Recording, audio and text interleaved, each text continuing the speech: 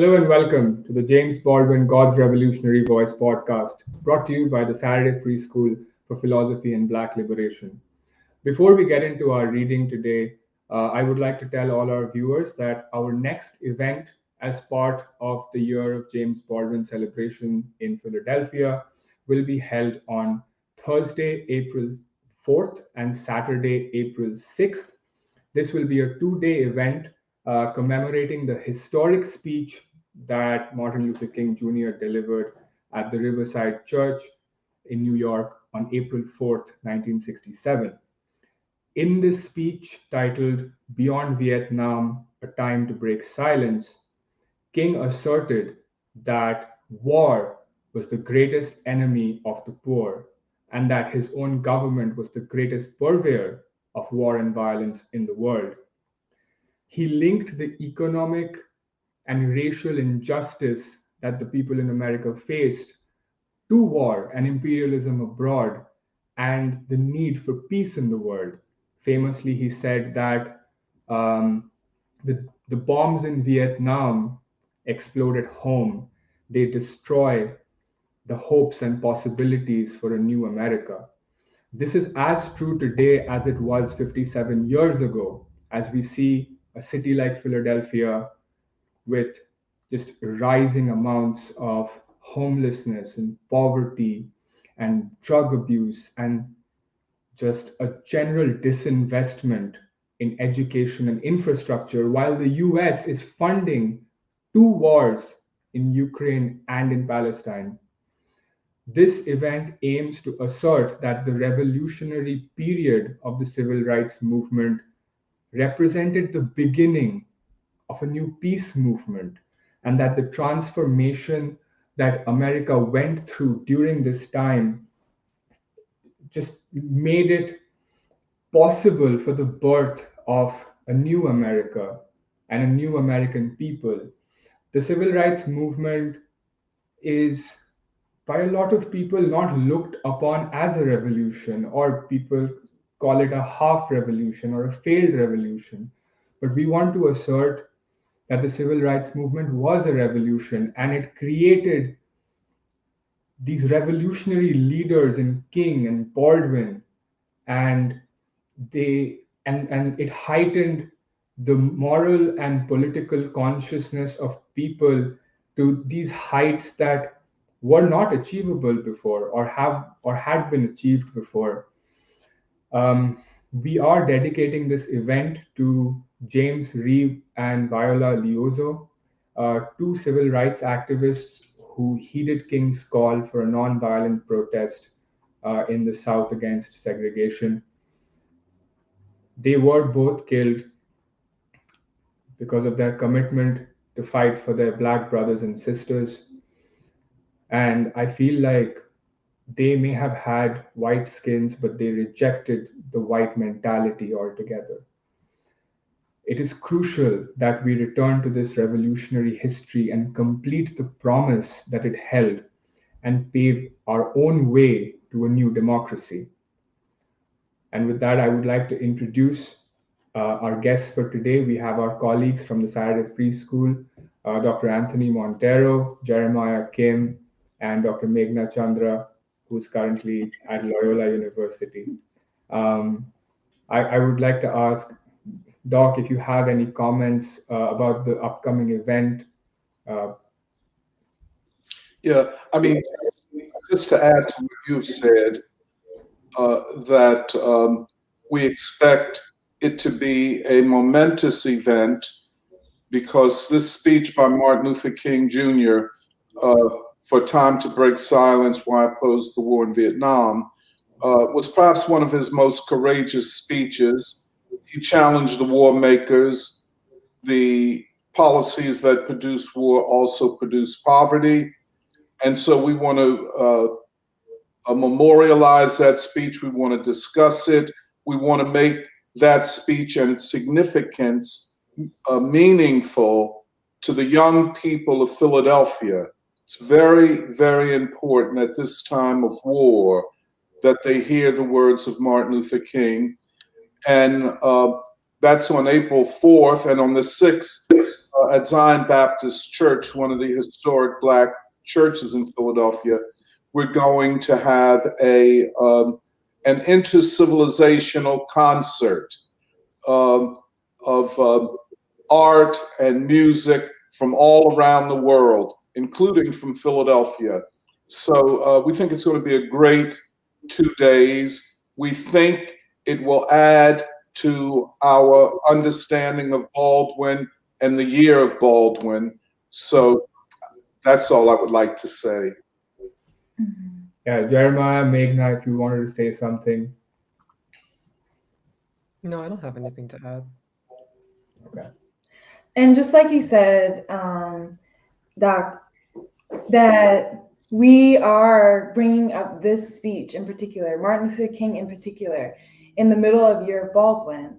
Why do we do this? Why do we bring it to King as whom gives us our inheritance for this new America and American people, a framework for what it means to be morally responsible as a human being? Because also what had happened in the sit-in movement, and also what we will go into further with James Baldwin's essay, They Can't Turn Back, is that the nonviolent movement brought the struggle to the interior as well as the exterior. Yes. And the fact still stands. Nonviolence produced a new stage of struggle in the Third American Revolution. And people had to also choose to become nonviolent. The essay that we will read in James Baldwin's They Can't Turn Back was written in 1960, where he goes to Tallahassee to uncover, in a sense, or reveal to the American people, the students, the 17-year-old, 18-year-old students who were poised at a particular historical moment to choose to in effect save America, stand on solid ground that Martin Luther King had called a beloved community. And we turn to this essay to discuss specifically our inheritance for the future. Why is Diane Nash an important figure? Why is Martin Luther King an important figure? In the same sense that we had discussed the title for this episode, Send Me, I'll Go, it also comes from the very specific, quotation from the Bible, where Isaiah took the word of God and said, Send me, I'll go. Yeah. So that, in effect, means that there was also something that happened to the spiritual life world of the people to say, send me, I'll go from the north to the south, or from the south to the deep south, and teach the people, be with the people in the struggle to gain humanity. And now I would like to invite Jeremiah to read the portions that we'll read from They Can't Turn Back. Okay, I think they're going to share. Mm-hmm. Okay.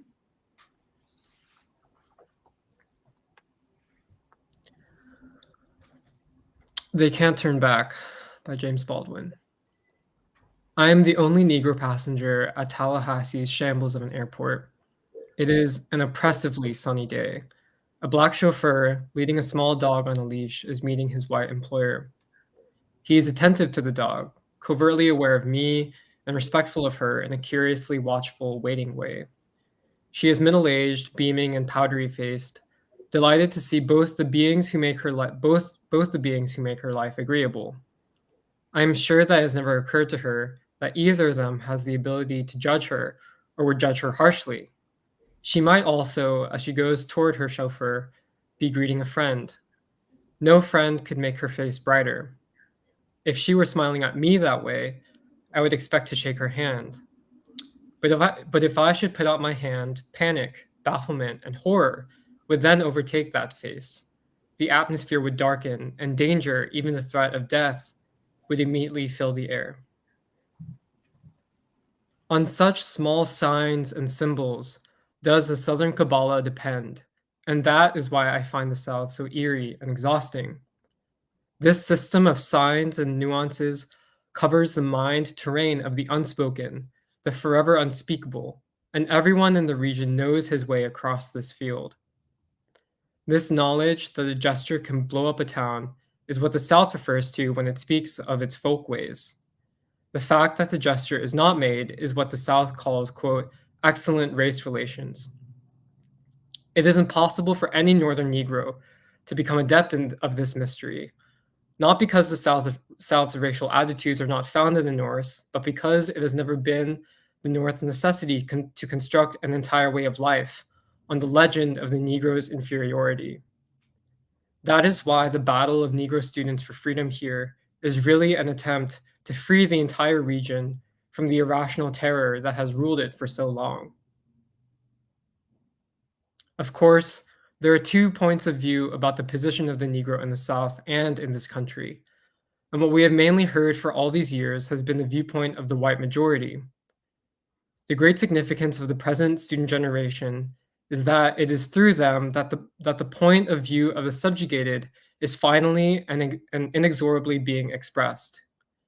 What students are demanding is nothing less than a total revision of the ways in which Americans see the Negro, and this can only mean a total revision of the ways in which Americans see themselves.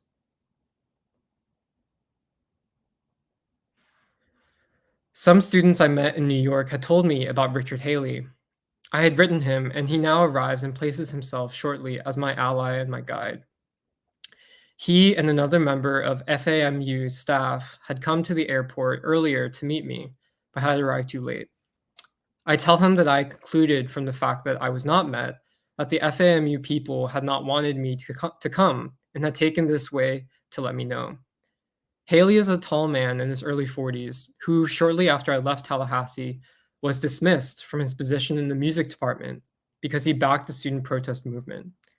He looked grave as I spoke, said he appreciated my bluntness, and agreed I might find hostility on the part of many of the people I was likely to meet.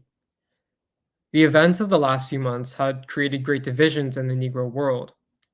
The FAMU president, for example, would not be glad to see me, for he and his supporters were hoping that the entire problem would somehow go away.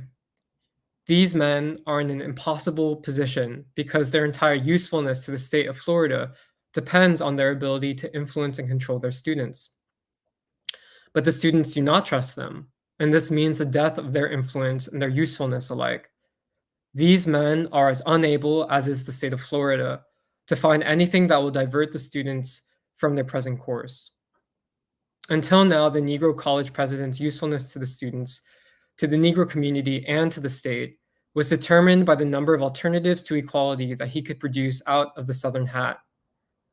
The docility of the students was the tacit price agreed upon for more funds, new buildings, more land. And these were tangible alternatives, for these things were hideously needed. As for curricular expansion, it usually came about in order to contain the discontent of Negro students. For example, at one time, the state made no provision for the study of law at its Negro university. Students then applied with every intention of testing the legality of the state's position for instruction in white colleges. To prevent such testing, law was added to the Negro university curriculum. And what happened is that precisely those dormitories, chemistry labs, and classrooms for which Negro presidents formerly bargained are now being built by the South in a doomed attempt to blunt the force of the Supreme Court decision against segregation. Therefore, the Negro college president has literally nothing more whatever to offer his students, except his support. If he gives this, of course, he promptly ceases to be a Negro college president. This is the death rattle of the Negro school system in the South. It is easy to judge those Negroes who, in order to keep their jobs, are willing to do everything in their power to subvert the student movement. But it's more interesting to consider what the present crisis reveals about the system under which they have worked for so long. For the segregated school system in the South has always been used by the Southern states as a means of controlling Negroes. When one considers the lengths to which the South has gone to prevent the Negro from ever becoming or even feeling like an equal, it is clear that the Southern states could not have used schools in any other way. This is one of the reasons, deliberate or not, that facilities were never equal. The demoralizing Southern school system also says a great deal about the indifference and irresponsibility of the North. The Negro presidents, principals, and teachers would not be nearly so frightened of losing their jobs if the possibility of working in Northern schools were not almost totally closed to them. My hotel is that hotel found in all small Southern towns. All small Southern towns, in any case, in which a hotel for Negroes exists. It is really only a rather large frame house run by a widow who also teaches school in Quincy, a town not far away. It is doomed, of course, to be a very curious place, since everyone from NAACP lawyers, visiting churchwomen, and unfrocked preachers, to traveling pimps and the simply, aimlessly, transiently amorous cannot possibly stay anywhere else. The widow knows this, which makes it impossible for her, since she is good-natured and also needs the money, to turn anyone away. My room is designed for sleeping, possibly, but not for work. I type with my door open because of the heat, and presently someone knocks, asking to borrow a pencil. But he does not really want a pencil. He is merely curious about who would be sitting at a typewriter so late at night, especially in this hotel. And so I meet Jay, an FAMU student who is visiting a friend and also, somewhat improbably, studying for an exam. He is 19, very tall and slender, very dark, with extraordinarily intelligent and vivid brown eyes. It is, no doubt, only his youth and the curious combination of expectancy and vulnerability, which are among the attributes of youth, that caused me to think at once of my younger brothers when they were about his age.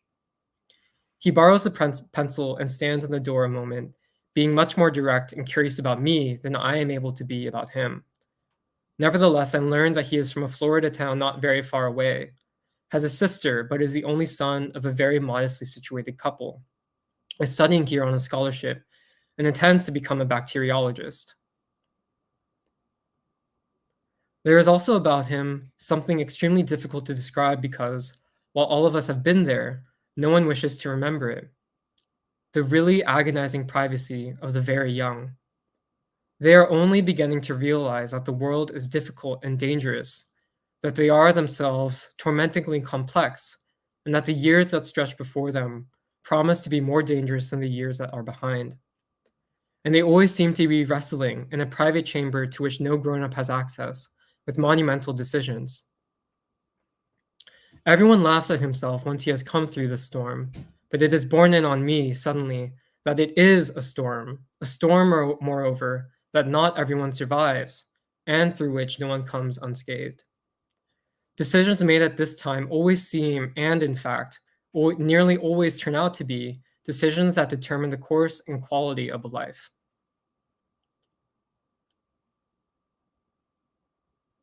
I wonder for the first time what it can be like to be making, in the adolescent dark, such decisions as this generation of students has made.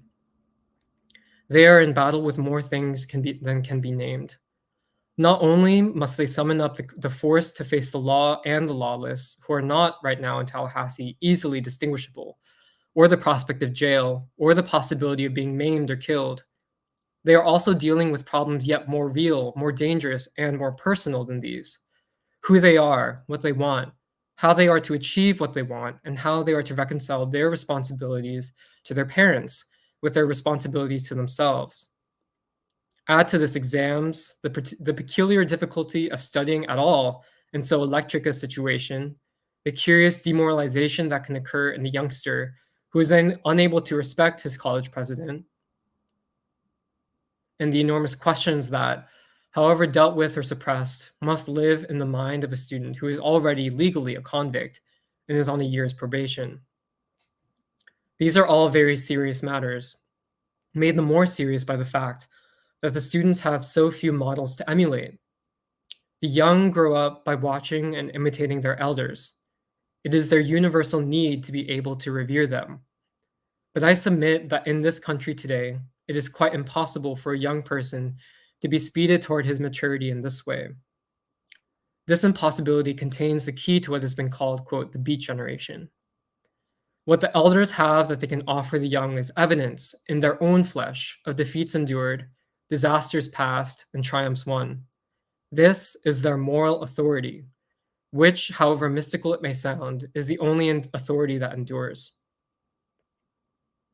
And it is through dealing with this authority that the young catch their first glimpse of what has been called the historical perspective.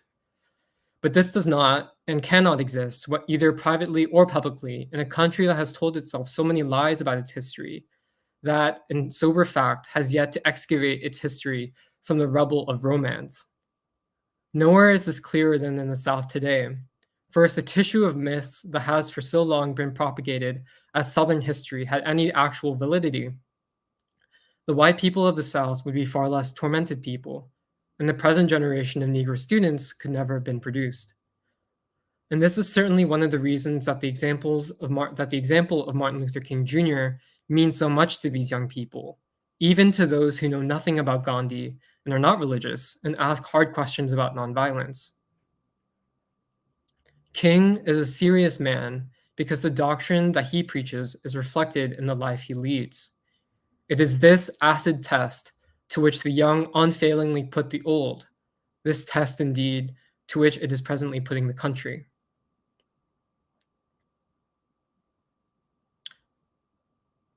A day later, I talk with Haley and ask him what, in his judgment, is the attitude of most white people in the South. I confess myself baffled. Haley doesn't answer my questions directly. What we're trying to do, he tells me, is to sting their consciences a little. They don't want to think about it. Well, we must make them think about it. When they come home from work, Haley continues, and turn on the TV sets, and there you are, he means you, the Negro, on your way to jail again, and they know at the bottom of their hearts that it's not because you've done something wrong. Something happens in them. Something's got to happen in them. They're human beings too, you know, and he smiles. We are standing in the hall of the university's music building. It is near the end of the day, and he is about to go in to give an exam. I have heard him say that what he has told me more than once to some embittered. I have heard him say what he has told me more than once to some embittered and caustic student, trying with all his might to inculcate in the student that charity without which, and how this country proves it, social change is meaningless. Haley always speaks very quietly. We have to wake up all those people in the middle, he says. Most white people in the South don't especially like the idea of integration, but they'll go along with it. By and by, they'll get used to it. And all this, I think to myself, will only be a page in history. I cannot help wondering what kind of page it will be, whether we are hourly in this country now, recording our salvation or our doom. I can tell from the way Haley looks at me that he knows that I am feeling rather caustic and embittered today. I wonder how he feels. I know that he is afraid of losing his job. I admire him much more than I can say for playing so quietly a chips down game. Haley goes off to give his exam, and I walk outside, waiting for my taxi and watching the students.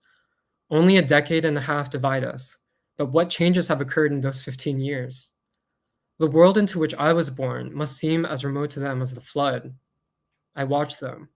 Their walk, talk, laughter are as familiar to me as my skin, and yet there's something new about them.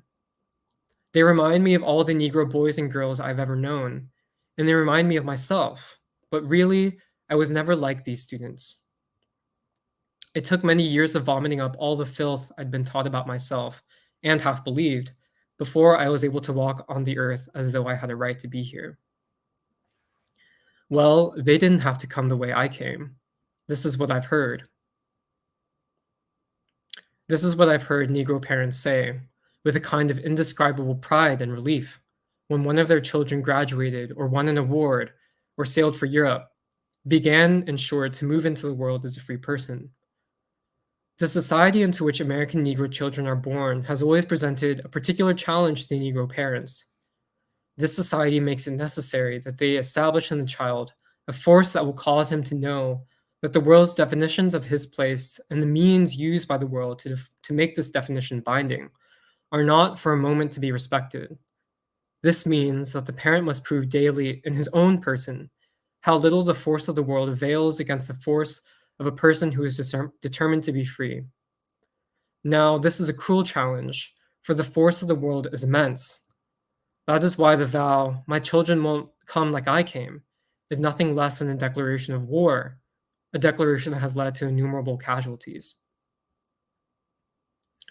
Generations of Negro children have said, as all the students here have said, "My daddy taught me never to bow my head to nobody." But sometimes daddy's head was bowed. Frequently, daddy was destroyed. These students were born at the very moment at which Europe's domination of Africa was ending. I remember, for example, the invasion of Ethiopia and Haile Selassie's vague appeal to the League of Nations. But they remember the Bandung Conference and the establishment of the Republic of Ghana. Americans keep wondering what has got into the students. What has got into them is their history in this country. They are not the first Negroes to face mobs. They are merely the first Negroes to frighten the mob more than the mob frightens them. Many Americans may have forgotten, for example, the reign of terror in the 1920s that drove Negroes out of the South. 500,000 moved north in 1 year. Some of the people who got to the north barely in time to be born are the parents of the students now going to school. This was 40 years ago, and not enough has happened. Not enough freedom has happened. But these young people are determined to make it happen and make it happen now. They cannot be diverted. It seems to me that they are the only people in this country now who really believe in freedom. Insofar as they can make it real for themselves, they will make it real for all of us. The question with which they present the nation is whether or not we really want to be free. It is because these students remain so closely related to their past that they are able to face with such authority a population ignorant of its history and enslaved by a myth. And by this population, I do not mean merely the unhappy people who make up the Southern mobs. I have in mind nearly all Americans. These students prove unmistakably what most people in this country have yet to discover, that time is real.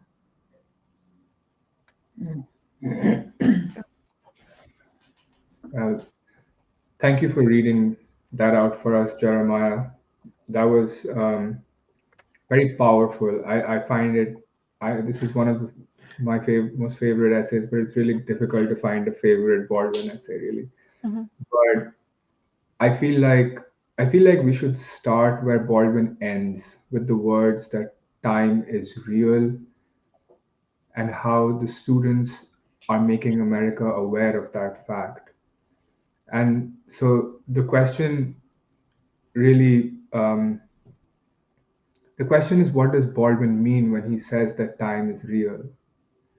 And um, I do want to ask everybody this, but I also wanted to ask that during the end of our reading, there's a part where he talks about the students and how they are the only people who believe in freedom, and if they can make freedom real for themselves, it makes freedom real for everyone.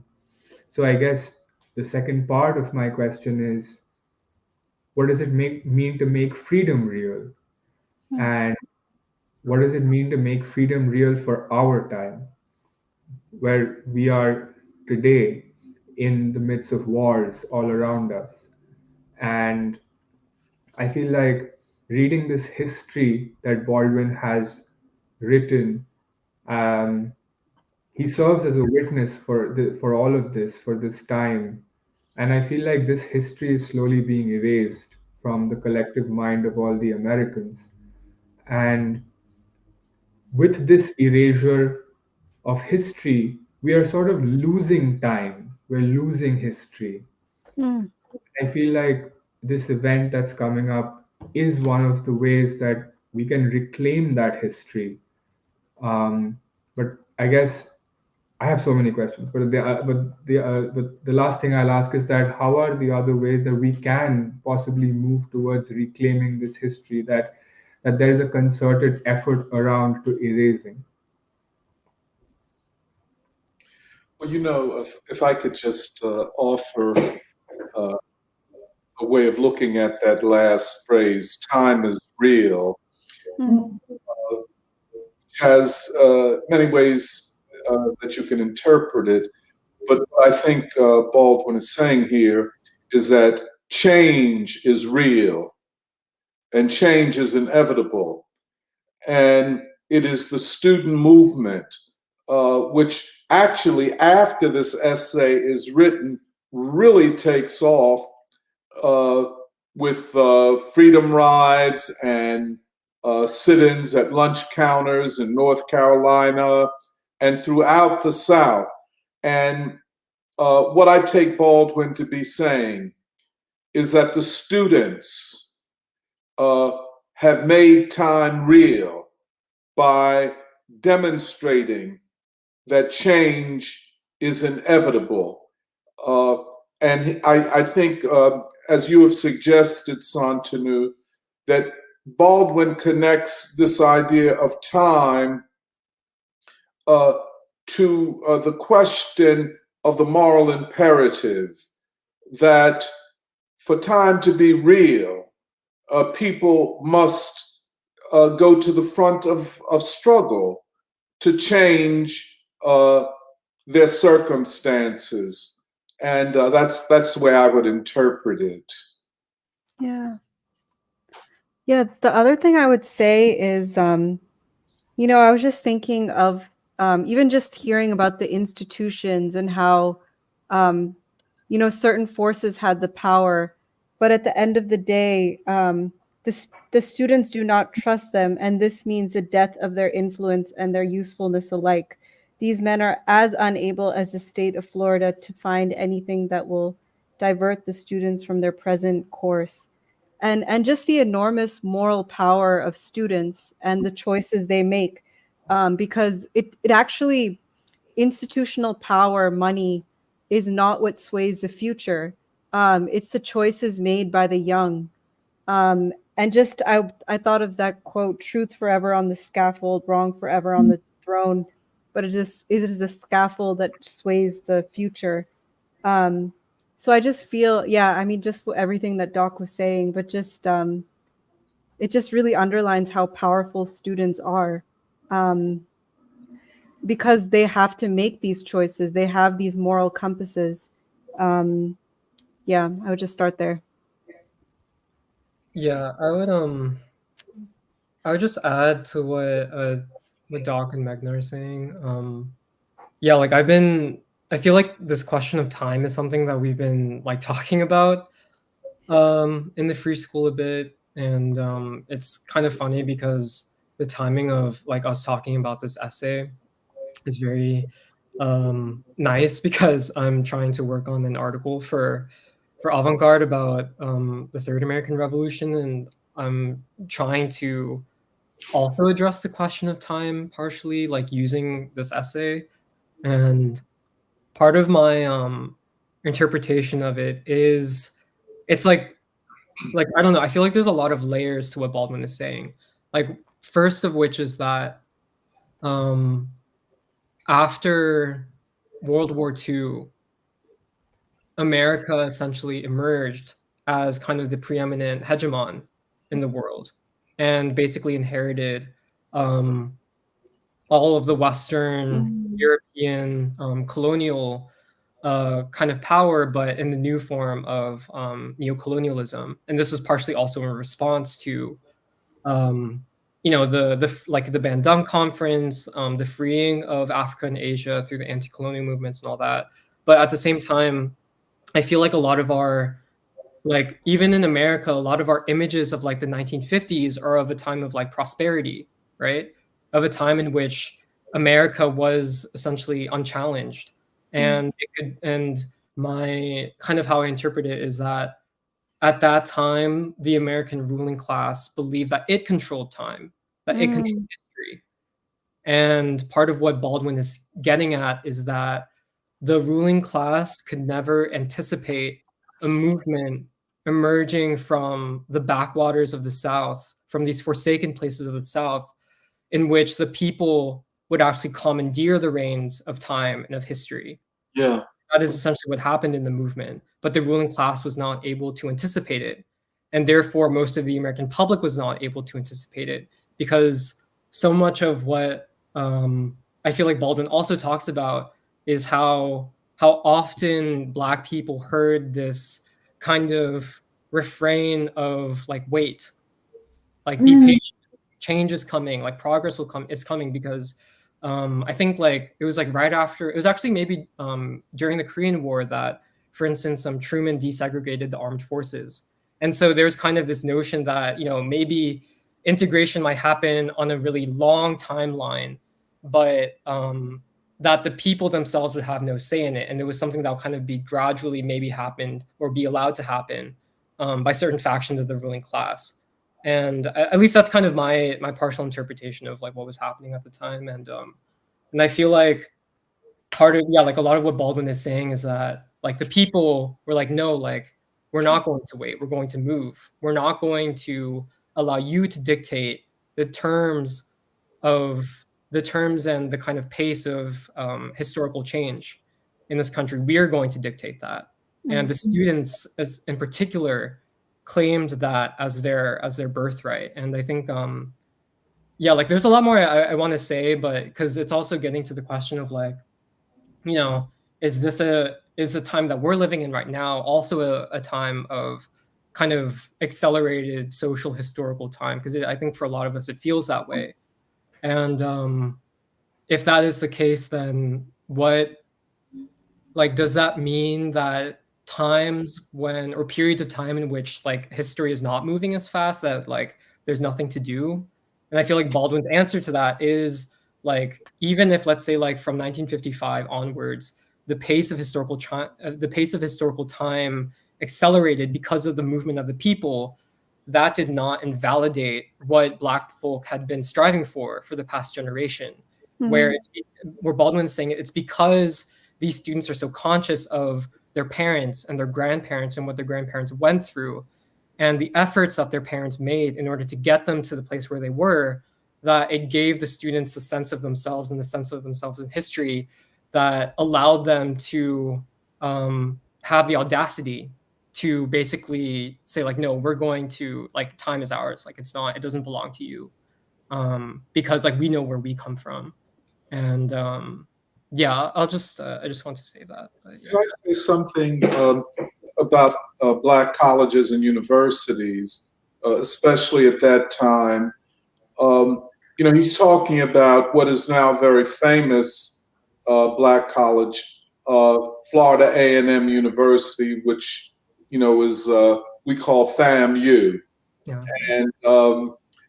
And here in Tallahassee, Florida, a school, and all of these Black colleges, at one time there were 128 of them all across the nation, primarily in the South, and they were set up to enforce segregation. In other words, two separate higher education systems, separate and unequal. And they were unequal in terms of facilities and everything else. And but here is the irony of it. Well, first of all, W.E.B. Du Bois, America's greatest scholar and founder of modern sociology, always taught in Black colleges. He himself got his first undergraduate degree from Fisk University, which plays a historic role in the civil rights movement, which we could get back to.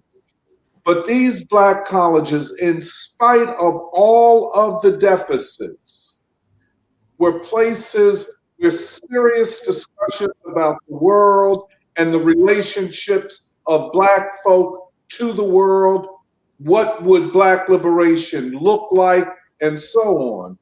And because of the white supremacist philosophy that dominated so much of the South and of the nation, white people, they're not doing anything. They're not that smart. Nothing is going to happen there. The assumption being that it would be from the white universities, that everything important and significant would issue from. Here you have these Black colleges, that the students of these colleges are the ones who make history and set the template for what would become a general student movement, white students fighting for civil rights or joining the civil rights movement or fighting against the war in Vietnam or fighting for women's rights. The template was established by these Black students at these historically Black colleges and universities. One just small thing, I went to a Black college and am proud of the fact that I went there. And, you know, even though I felt when I first entered that, well, I'm not going to be at a top university, I'm not going to be at a university where the best education could be gotten, I could not have been more wrong. In fact, we came to believe that we at Lincoln University were the smartest student body in the country and the most revolutionary student body in the country. And we probably were. And Baldwin is very right when he says, and the students that he is talking about at FAMU at that time were a bit ahead of me, but we knew of the Bandung Conference. We knew of the independence movement on the African continent and in Asia. And in fact, our lodestar, our vision, was anchored to these events. So we lived in a world within a world, but a vibrant world, and out of that world, history would be made. And we came from relatively poor, all of us came, for the most part, from working class families. In the South, they were more from sharecropping families. Everybody came from a poor family. We all knew poverty. We all knew discrimination, and we all knew we wanted to change it. And Baldwin gets it perfectly right. What he describes of students, 18 and 19 years old, having to make all kinds of decisions, for the first time being away from home, and you have to decide so many things, and then to have to decide whether or not you will join the protest movement and literally put your life on the line. And my last point, no one was so delusional as not to understand that student movement was part of a revolutionary process taking place in the South and throughout the country.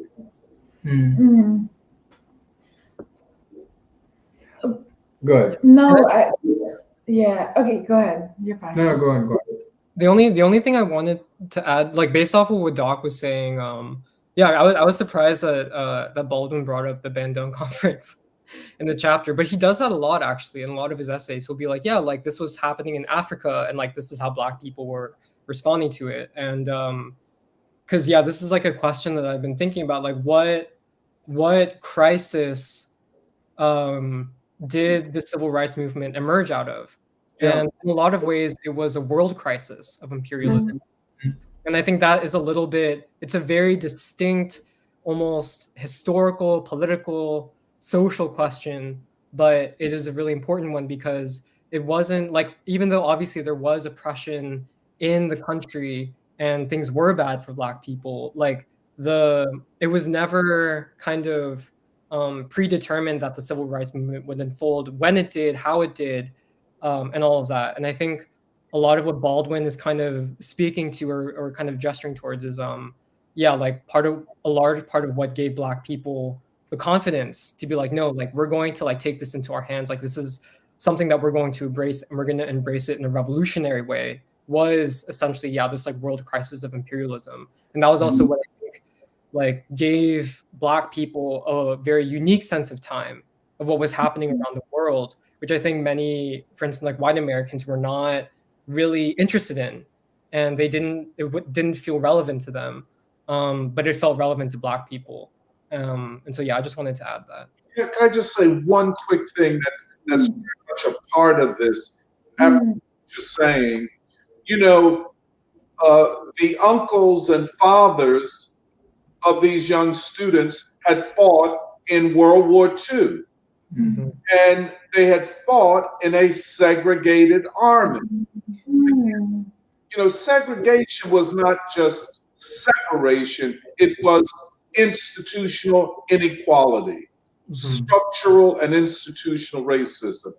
They had fought against Hitler and for democracy and for the nation in a segregated army. Truman desegregated the military in 1948 as part of his re-election to the presidency. So this is what Black folk had been demanding since World War I and Du Bois and the NAACP, that if we are to fight, why should we fight on the basis of inequality? So then these men come back from fighting Hitler and for democracy, and they're treated worse than the German prisoners of war in the South. So all of this, and the whole history of the 20th century in particular up to that point, and believe me, the fathers and uncles and grandmothers and grandfathers of these students knew about the overturning of Reconstruction. So when Baldwin talks about being anchored in history and knowing history, these Black young people at these Black colleges knew history better than the overwhelming majority of white Americans did.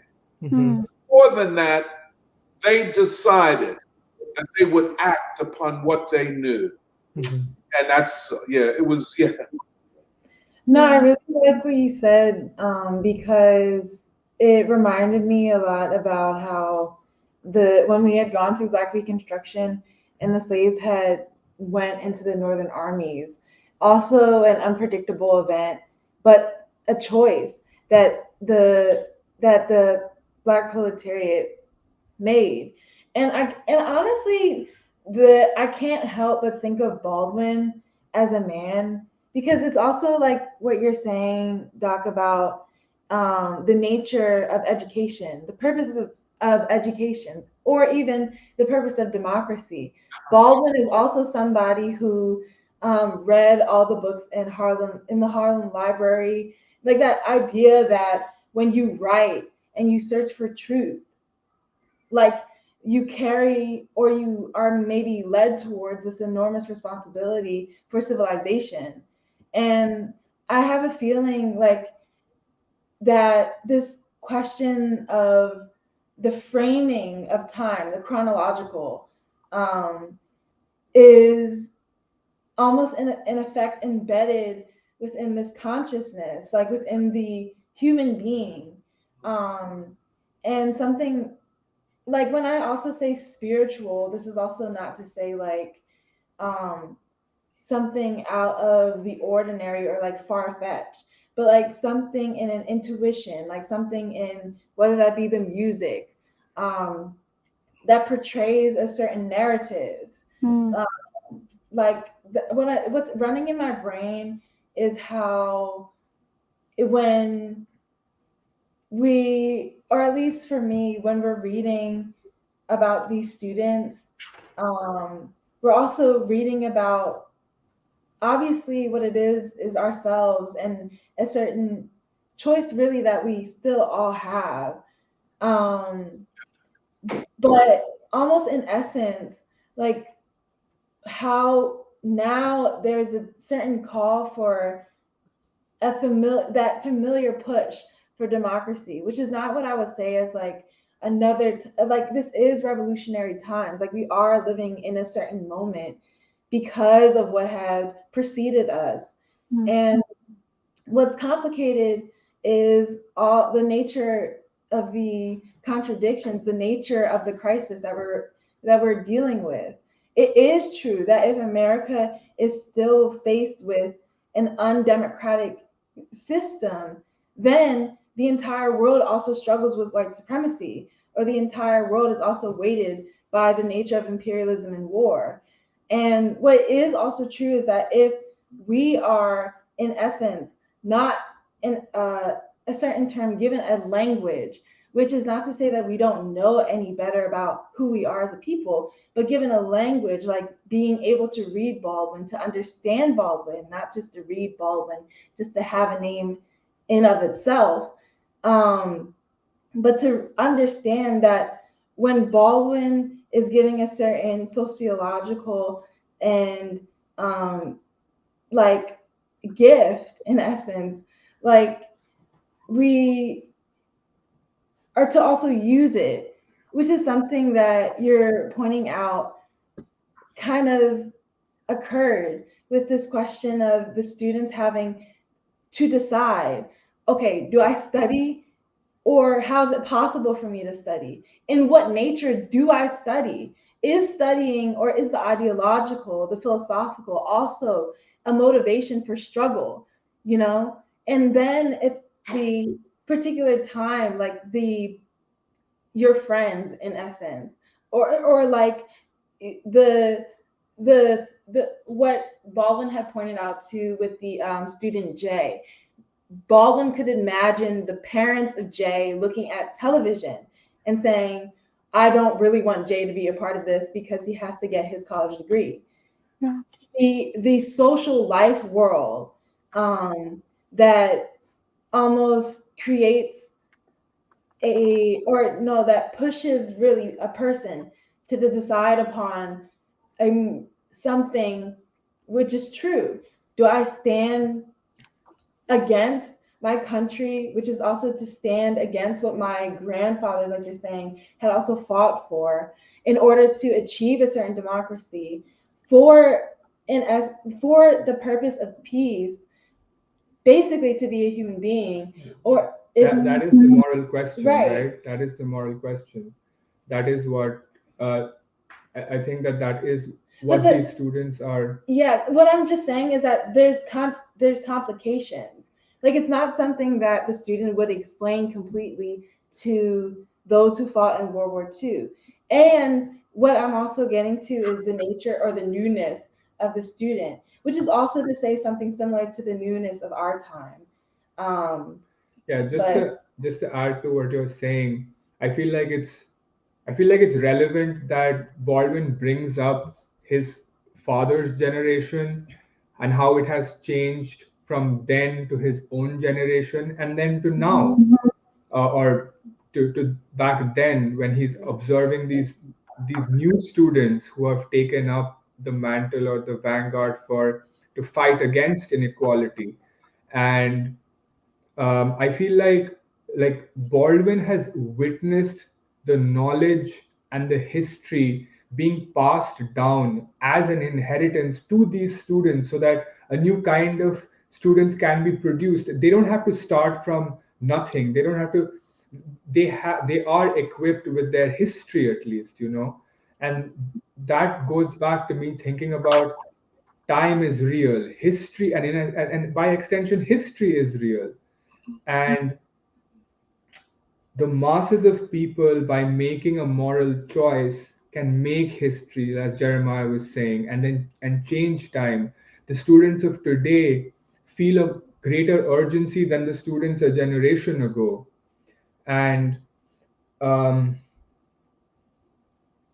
I feel like there is a kind of responsibility that the older generation has to the younger generation.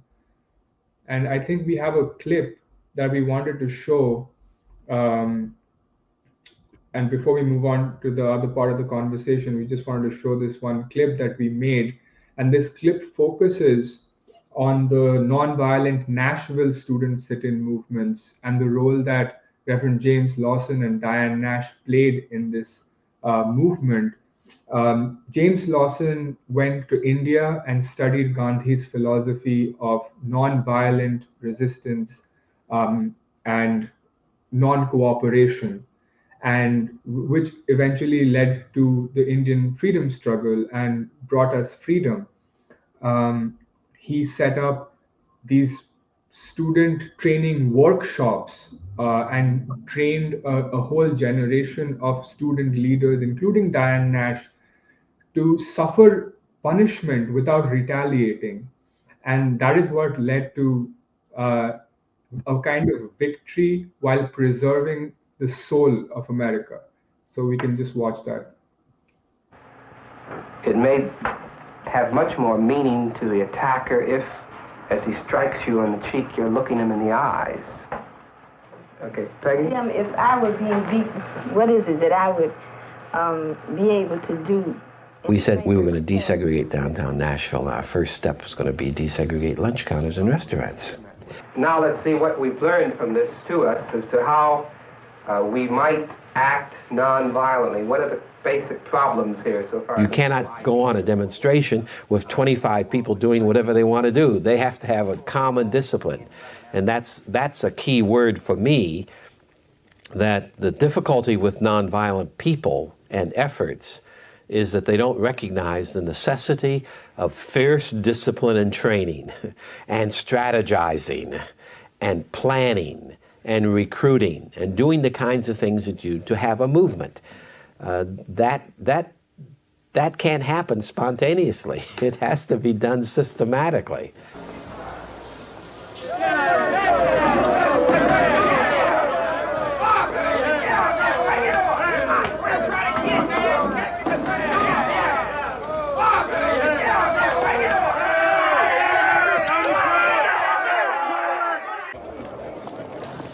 The day that the police first arrested us, they announced to us, okay, all you niggers, get up from the lunch counter and, or we're going to arrest you. And their attitude was like, well, we warned you. So they repeated it a couple of times and nobody moved. And of course we were prepared for this. So they said, well, we warned you, you won't move, okay, everybody's under arrest. And then they turned and they looked around at the lunch counter again, and the second wave of students had all taken seats. And they were confounded.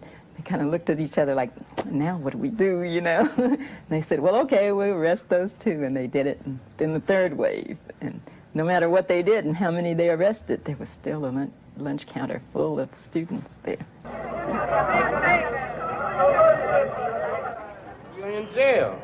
I'm joking. Man, what my mother gonna say when she hear about that? Sometimes it is necessary to dramatize an issue because many people are not aware of what's happening. And I think the sit-ins serve to dramatize the indignities and the injustices and the dissatisfaction of the Negro with the whole system of segregation. I asked the mayor, first of all, Mayor West, do you feel that it's wrong to discriminate against a person solely on the basis of his race or color? And we needed him to say integrate the counters, or to tell Nashville to do what Nashville knows it should have done a long time ago, like about 95 years ago after the Civil War. They asked me some pretty soul-searching questions. And one that was addressed to me as a man, and I tried as best I could to answer it, frankly and honestly, that I could not agree that it was morally right for someone to sell them merchandise and refuse them service. And I had to answer it just exactly that way. Of course, I received considerable criticism for it, but had I to answer it again, I would answer it in the same way again, because it was a moral question and was one that a man has to answer and not a politician. My phone, the hotel room rings, and it's the Attorney General. And he opens the conversation. Who the hell is Diane Nash? Call her and let her know what is waiting for the Freedom Riders. So I called her. I said, I understand that there are more Freedom Riders coming down from Nashville. You must stop them if you can. Her response was, they're not going to turn back. They're on the way to Birmingham, and they'll be there shortly.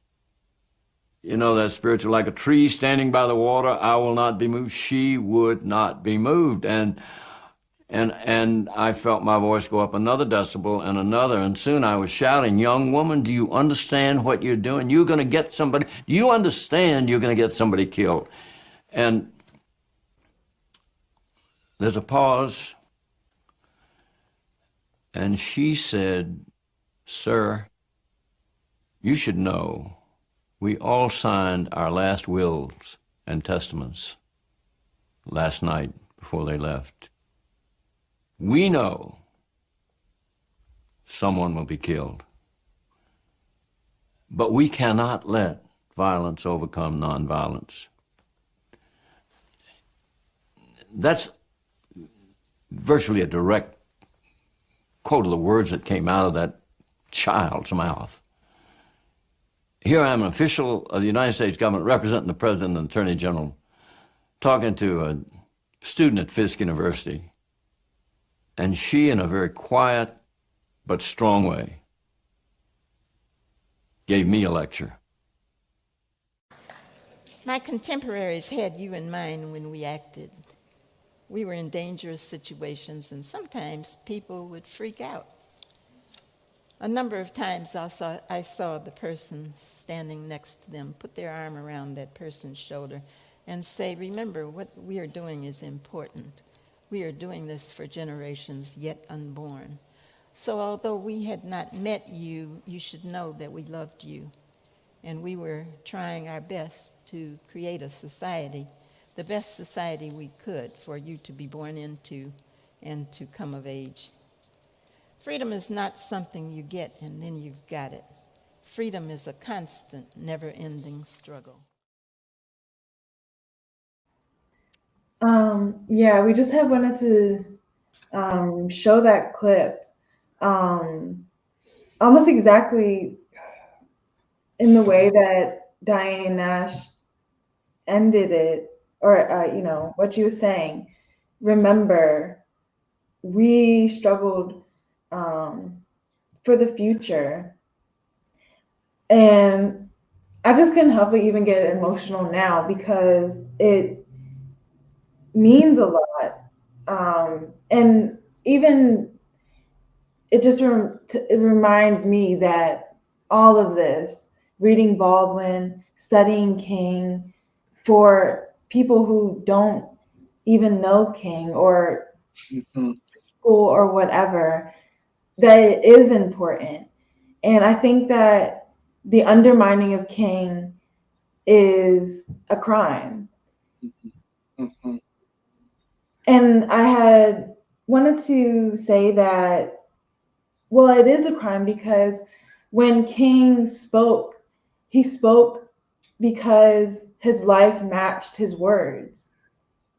And that was also something that Diane Nash, these people who became a new type of person, a new type of human being, also understood, is that, you know, this thing about what the elders have that they can offer the young is the evidence. In their own flesh, the defeats endured, disasters past and triumph won. This is their moral authority, which, however mystical it may sound, is the only authority that endures. And it is through dealing with this authority that the young can catch their first glimpse of what has been called the historical perspective. And because we're using these terms, history, and, you know, when we study history, it is the nature of how a country, say, or a variety of institutions or even a state really develop. Let me say this. Let me come in here, Serafina. See, this is one of the, you talk about history. Right. One of the great, and I agree with you about to erase King or to trivialize King is a crime against the generations for whom he fought. One of the great errors of a lot of young radicals, a lot of young people, is to dismiss this movement and people like Diane Nash. That movement was one of the great revolutionary movements at the middle of the 20th century. I mean, we talk about the Cuban Revolution, we talk about the independence movements in Africa and Asia. This movement rose to that level. And the Diane Nashes and Jim Lawsons and all of these young people, if you listen to them, they speak and act like revolutionaries. And they are the model, or should be the model, for your generation. Unfortunately, it is not the case. And it's not the fault of the younger generation.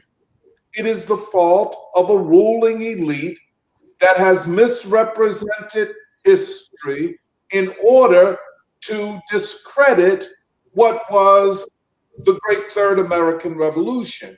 I challenge anyone. And the reason I can say this is that I was one of those young people who, after being completely enthralled with the civil rights movement, I looked upon people like Diane Nash the way a lot of young people today look upon Beyonce. I was in awe of her. I could not fathom the courage that they had.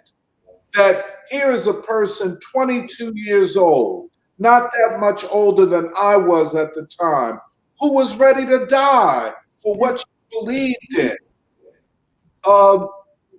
And thus, but then it's been remarkable that what the Free State is doing is of such importance to do what you said, Serafina, to correct history so that we now can move forward on the basis of a correct historical understanding. But these were unbelievable people. Unbelievable, and revolutionaries. And they demonstrate to us what a revolutionary is. Selfless, not narcissistic, prepared to put your life on the line for the people. They were unbelievable.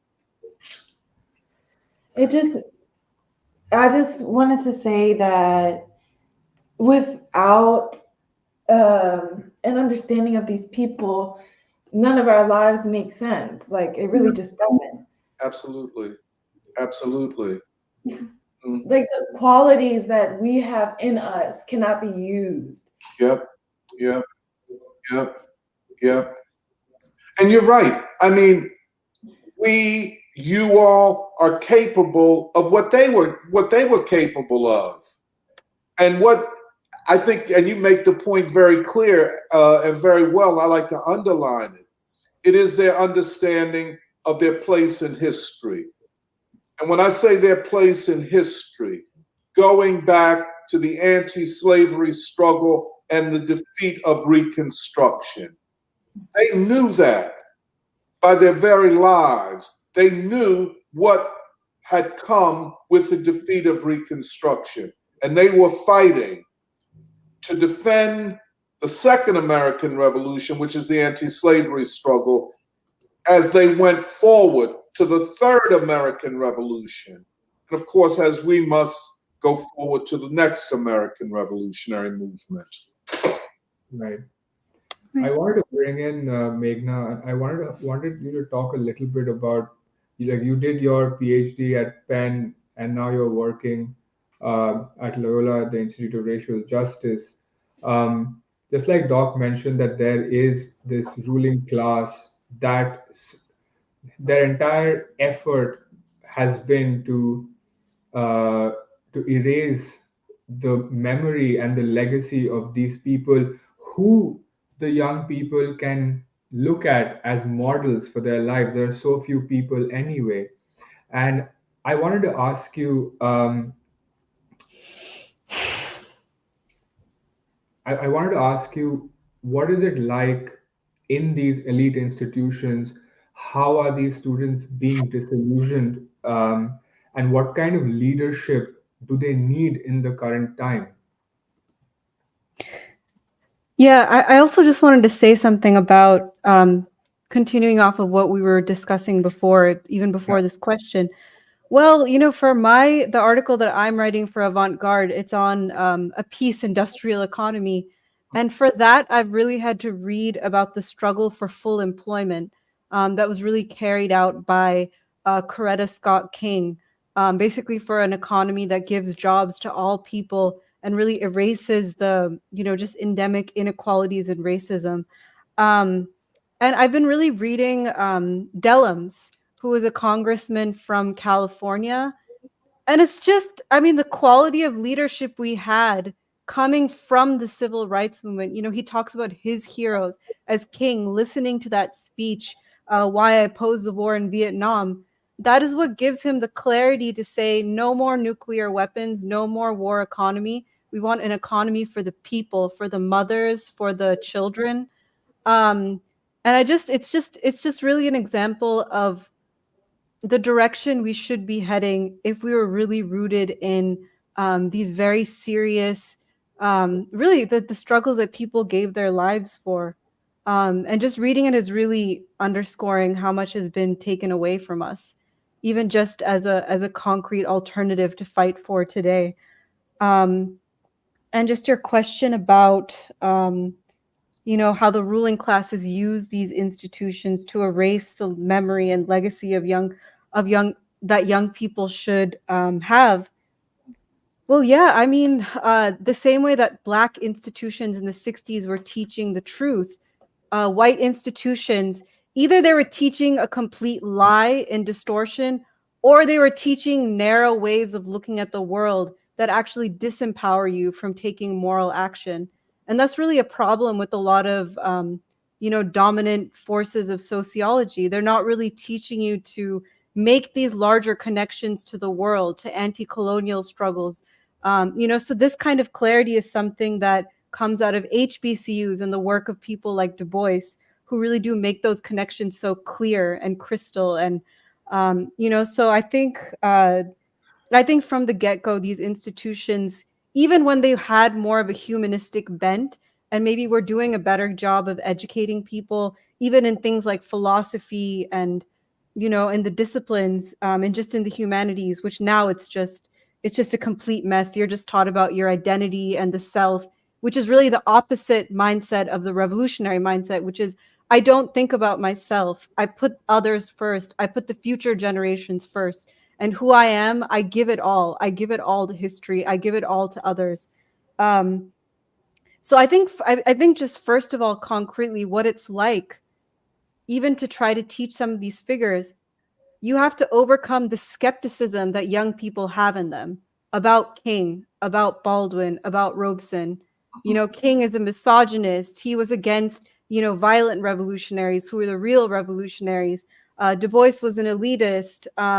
It wasn't really Robeson. It's really Islanda Robeson. She was erased.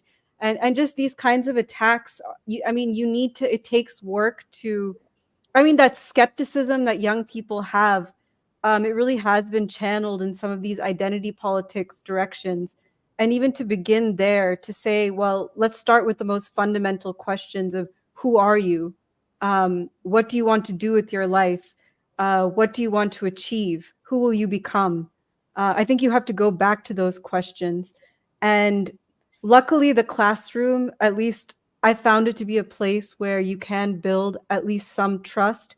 But there's a lot of, I think it's a big question mark, is can universities be a place for revolutionary change, just given how they really are dedicated to training people in very reactionary ways of thinking so that you don't have a rondellums. You know, you don't have people who can challenge the status quo, which is why I think, you know, these reading groups and what the Free School is doing is so important.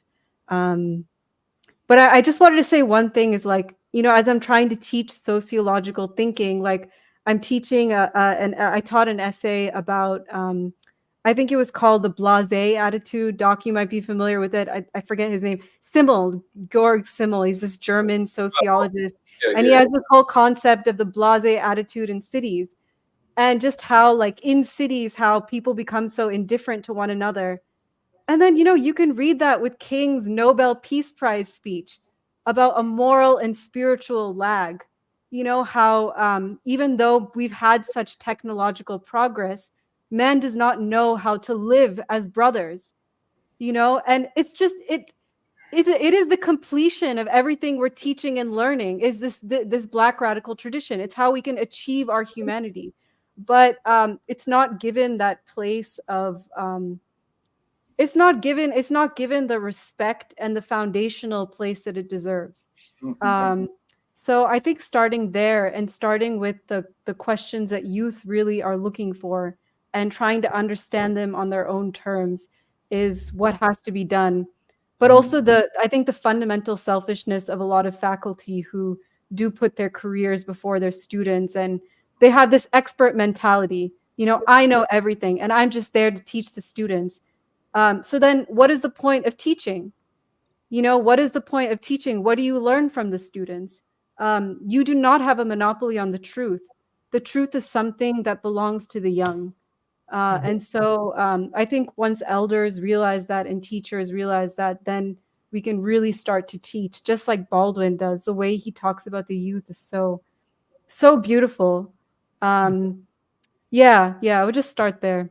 Yeah, can I just add to what Meghna's saying? Because it's also, I really like that part of the essay where Baldwin is saying it's not just that the students are dealing with large political questions, which they were, but they were also, it was, to them, those huge political questions were reflected back into very existential and personal questions. And I think that's part of the special quality of being a young person. And I think the reason why I also bring that up is because I feel like something that we've all been thinking about a lot these days and talking about a lot is like, obviously, like the genocide in Gaza, and why has this had such an impact on this generation? And I think part of it is like, it's like this sudden like wake up call where all of a sudden you have to like face the fact that, like, actually, I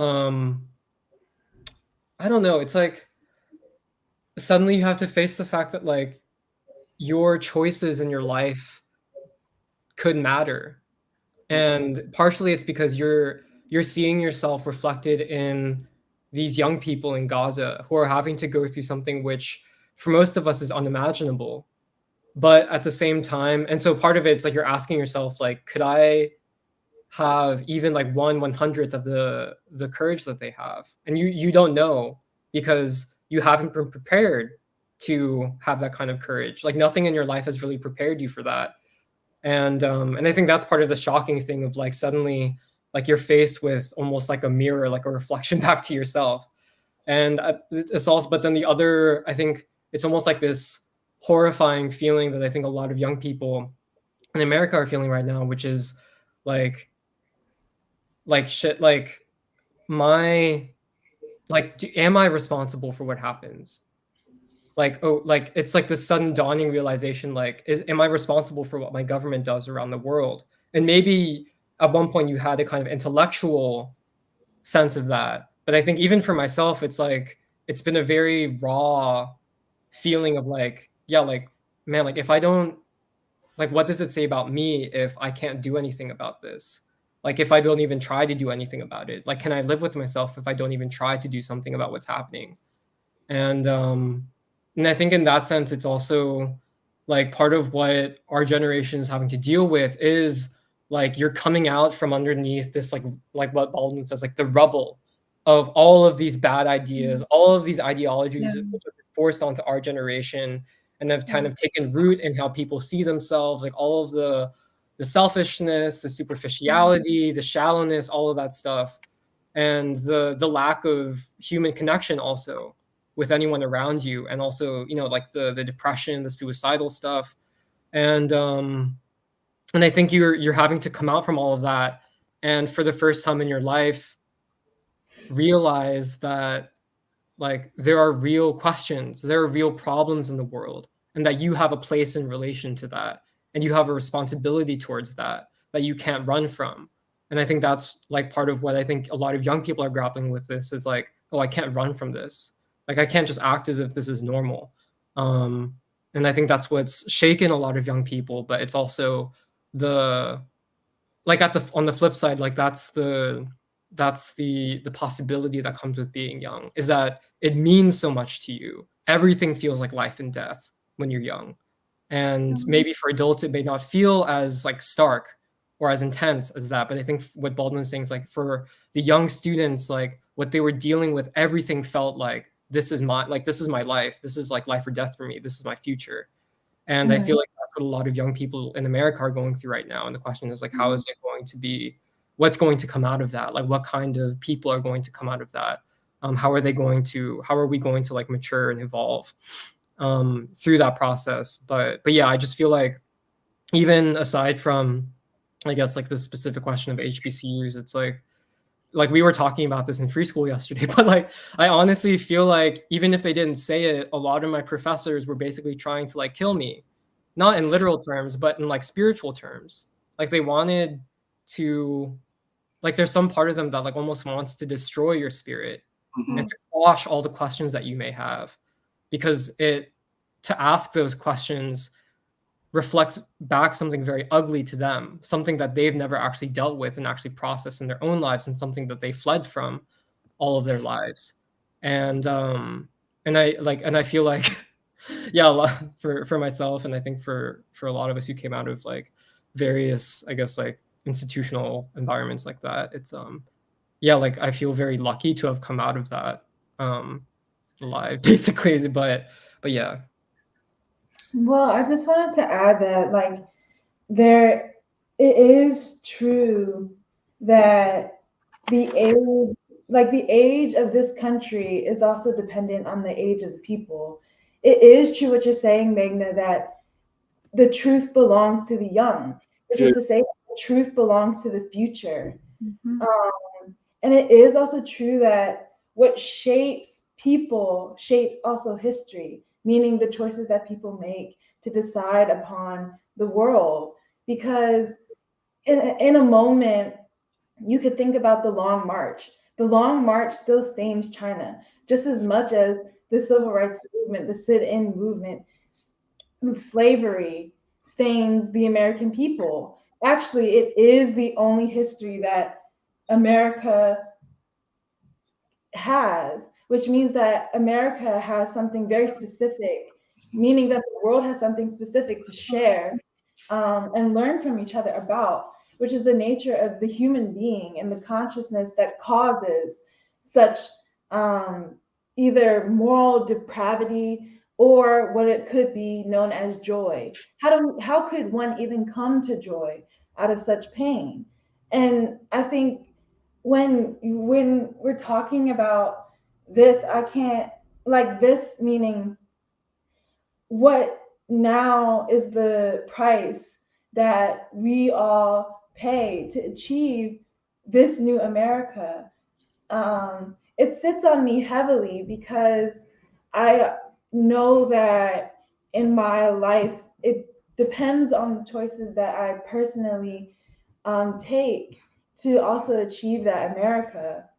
And that's also why I become emotional when you're speaking, Doc, because it is, I can't say it enough how much of a crime it is to not know of King, or to not understand that if we knew King, there would be a quality alive in the people, in us, rather than that same quality being diminished, or as if that quality is not even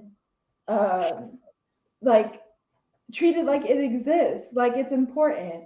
Like, and that could be said about pretty much how we think about the world. We know the world is a single, it is not a separated in like unit. It is a single, integrated, and moving unit, which means that whatever affects one affects another. We've learned something from this particular time where, because of the struggle against slavery, thus then because of the struggle for democracy through the sit-in movement, that everything else was affected in art, science, and this is all because of King. This is all because of Baldwin. This is not because of like what we're saying Europe, or what we're saying would even be the whatever white ideal that is put in place, which also means that there's something very specific about, or something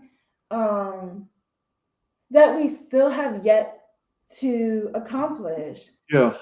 Can I just say something, just building on what you're saying, Serafina? This is very important.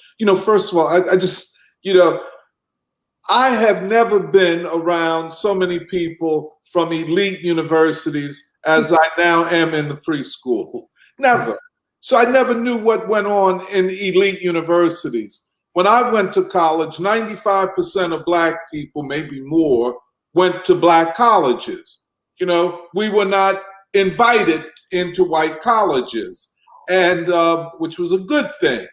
When I hear the stories of the carnage that goes on, and yesterday in free school, since we're talking about education, and I heard from Jeremiah and Nuri, and I guess others, about the curriculum and the professors, and I mean, almost an intentionality in breaking the spirit of students.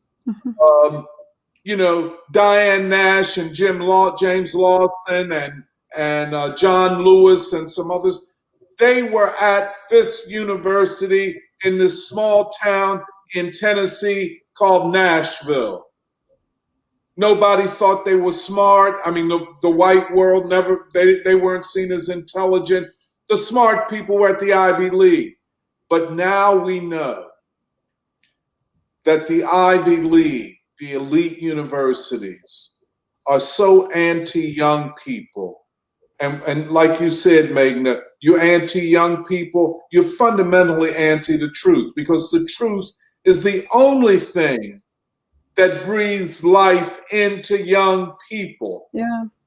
And just like, I think one of the things inspiring the student movement around the genocide in Gaza is their recognition that their government is a liar, that their president is a liar, and they have lied to young people. And from my experience, one of the worst things that anybody can do is to lie to a young person.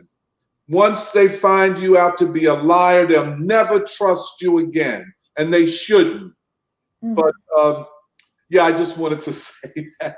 I think I find a very deep parallel between what Baldwin is talking about, these young students, and the crisis of authority in these southern universities, where they can't trust you if they don't see you doing the things that you're saying that you're doing, that you stand for. And this is exactly what is happening today, where the youth are looking around and they're like, our university, our government doesn't represent us. They don't represent our values or what we wish to see in the world, which is a change for the better. And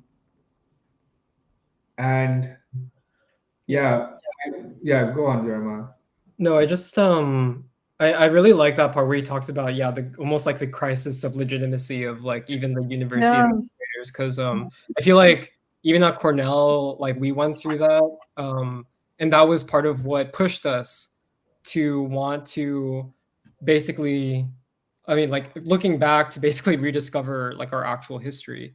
But I wanted to just add to what everyone was saying, where it's like for us, and also, yeah, like I guess specifically for me, like I think sometimes people are not entirely sure what to make of like a person who's so serious about like King, or like about Baldwin, and about, yeah, like this history that we're talking about. And I think for the reason why like I feel like we're all so serious about it is because like for us, like these people, like people like Diane Nash, like they are real. Mhm. And where Baldwin says like there are very few models in this country that are worth emulating. That's still true in America, but there are a few models. And I think the question is just, can this generation find its way back Yeah. to those models of what kind of human being that they want to be? And I feel like part of that is like Diane Nash's whole point, where you have to become the kind of person like that Mm. society has to reckon with. That society, submitting to what society wants to define you as, whatever that may be. And I feel like that's a lot of like the spirit that we have in the free school, but it's something that like I think rightfully actually is sometimes a little bit strange to people, because it's like almost like they're not entirely sure what to make of it. Like, why do you guys care so much about Martin Luther King? Like, why does like Right. and for us, it's like it seems obvious, but it's Mhm. I think that in itself is a really important question. But like because it's for us, like we like I feel, and I think a lot of us feel that like we wouldn't be here if not for King, like if not for Baldwin, if not for having like through the grace of God basically like discovered this tradition. And this is the only thing that allows us to make sense of like having a meaning and a purpose for life. And I think that it's something that if you haven't, I guess, like gone through that process, like maybe from the outside it seems a little bit strange, but I think that is like that's what I think our generation especially is having to go through right now. Like, okay, we don't like we have no models. Like we don't trust the Yeah. administration, we don't trust the government, we don't trust Right. Joe Biden, we don't trust the Democrats. Most of us are part of the left, maybe, but we hate being part of the left anyways. And and I think it's like, yeah, like in the place of that, like where do you turn to? Like, do you have somewhere to turn? I think, yeah, like that's part of like what we're trying to take up. Yeah. Yeah. Go ahead, guys. No, please go Okay. ahead. No, I was just going to say also, even just this thing of America, it just really struck me when Baldwin was talking about elders. America is a country in which the youth cannot revere their elders, and just how chilling that is, just because of the whole history, except for this history of heroism. And yeah, also as an immigrant, I also have to say, I mean, obviously we respect our elders, but I do think the message is always keep your head down, just don't mess this up, just make it, nobody else matters, only you and your success. And I just think that's not a message that that's not a message that youth want to hear. That's not a message of striving, and just of life and living. And even just in the life cycle of, what Baldwin talks about, earning one's death, finding your way to that message. For that, you need models. And yeah, I mean, it's obviously should be pretty obvious, but being in the free school and being around people who lived their life, no matter the cost, whatever it cost them, it just means everything. I mean, it's just there's just no substitution for seeing someone who's gone and lived and sacrificed and given and given and given. And once you have that example, you find this reservoir in yourself. I can give and I can give and I can give, because that's what human beings do. Yeah. And I mean, part of it is history, but it's also the people who keep the history alive. You know, the people are the message. And specifically Dr. Monteiro, I mean, Tony. I know you don't like praising, but I just always, whenever I reflect on, you know, how I've gotten to be where I am, it's just like, okay, seeing that it's possible. It's possible to achieve why you were born. Yeah.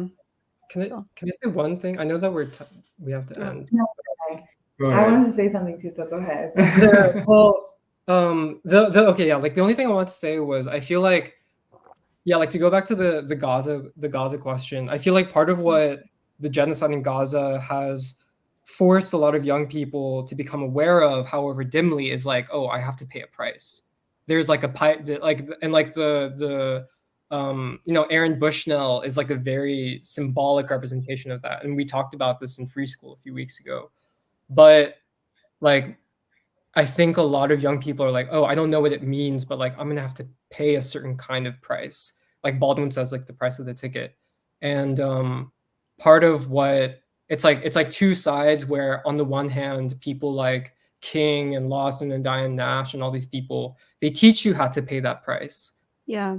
They teach you how to actually go through that. But on the other hand, and like Emily said this too in a recent Free School, but like the flip side of it is like, at some point, this generation of Americans, no matter what your background is, whether you came to this country like 10 years ago, or if you came to this country 50 years ago, or if you've been part of this country for a very long time, like you're going to have to realize you have to pay your dues to those freedom fighters, because they fought for you and they died for you and they lived for you, like Diane Nash was saying.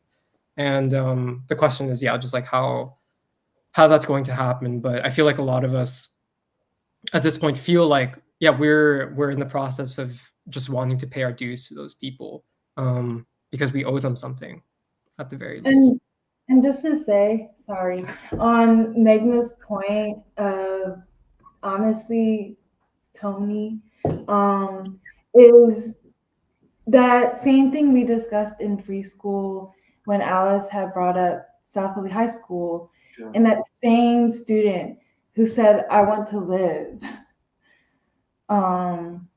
And like you had said, or like we seem to be saying, in order to live, you have to understand your death, or why you will have a responsibility to in a sense,